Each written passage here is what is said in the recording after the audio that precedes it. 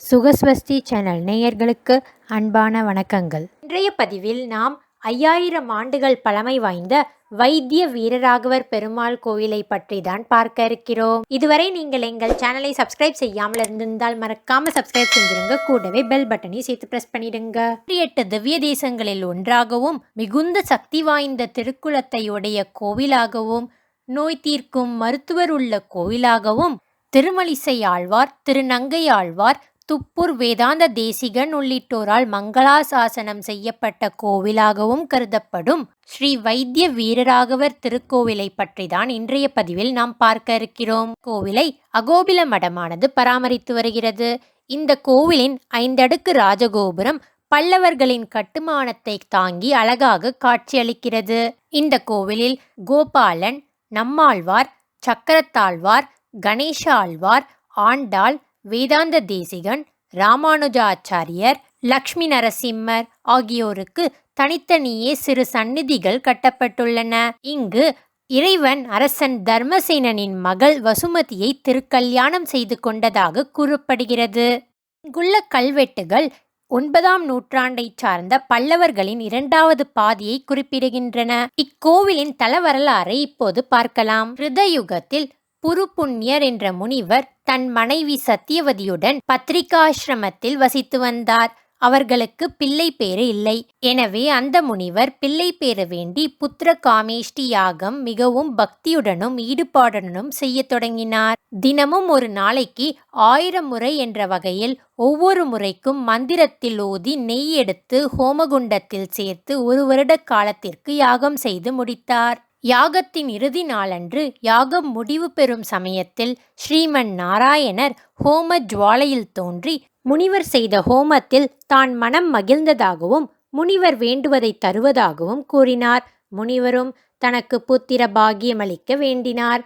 ஸ்ரீமன் நாராயணரும் அவ்வாறே புத்திர பாகியமளித்து அவ்வாறு பிறக்கும் பிள்ளைக்கு முனிவர் செய்த யாகத்தின் பெயரையே சூட்டி சாலிஹோத்திரர் என்று அழைக்குமாறும் ஆசி வழங்கினார். முனிவரும் ஹோம பிரசாதங்களை தனது மனைவிக்கு அளித்தார். 10 மாதங்கள் கழிந்து புருப்புண்ணியருக்கு ஒரு அழகிய ஆண் குழந்தை பிறந்தது. ஸ்ரீமன் நாராயணர் உத்தரவுப்படி முனிவரும் அந்த குழந்தைக்கு சாலிஹோத்திரன் என்று பெயரிட்டார்.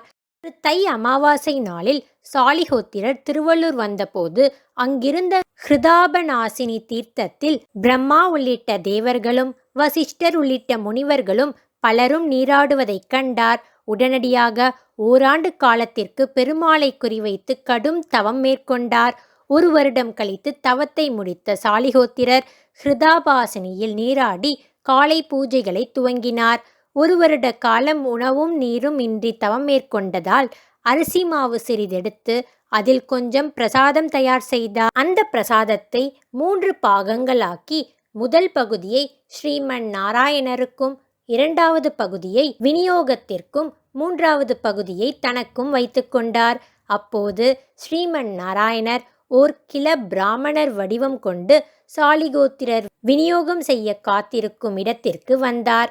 அவர் கில பிராமணரை கண்டதும் தானமாக கொடுக்க வைத்திருந்த பிரசாதத்தை அவருக்கு கொடுத்தார். அதை முழுவதும் உட்கொண்ட கில பிராமணர் முகத்தில் திருப்தி இல்லாமல் இருப்பதைக் கண்டார் சாலிகோத்திர முனிவர். பிறகு அவரிடம் விசாரித்ததில் அவர் கடந்த 4-5 நாட்களாக ஏதும் உண்ணாமல் இருந்ததால் முனிவர் தந்த உணவு போதவில்லை என்றுரைத்தார். இதை கேட்டதும் முனிவர் தனக்கென வைத்திருந்த பாகத்தையும் கில பிராமணருக்கே அளித்தார்.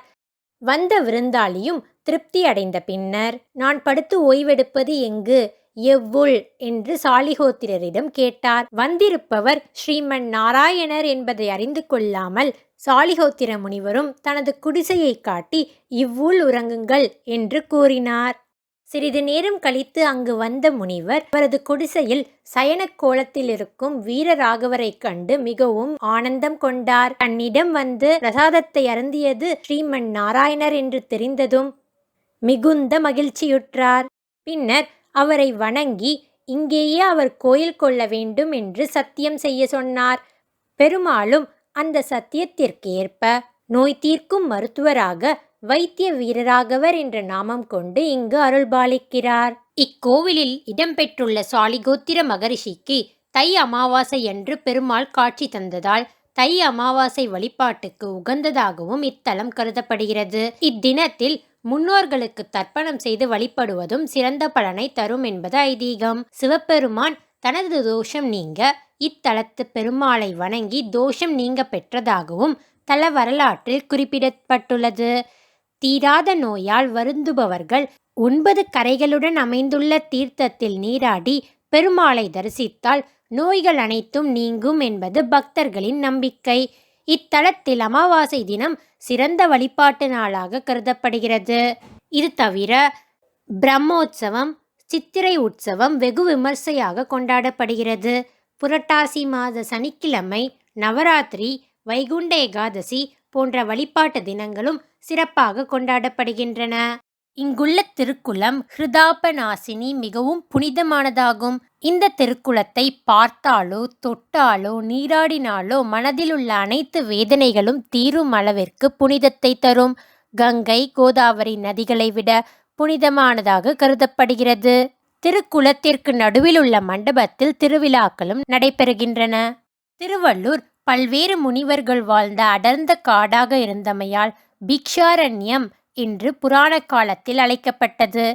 இங்கு ஸ்ரீமன் நாராயணர் எவ்வூள் என்று கேட்ட காரணத்தால் திரு எவ்வூள் என்று காலப்போக்கில் திருவள்ளூராக மாறியது.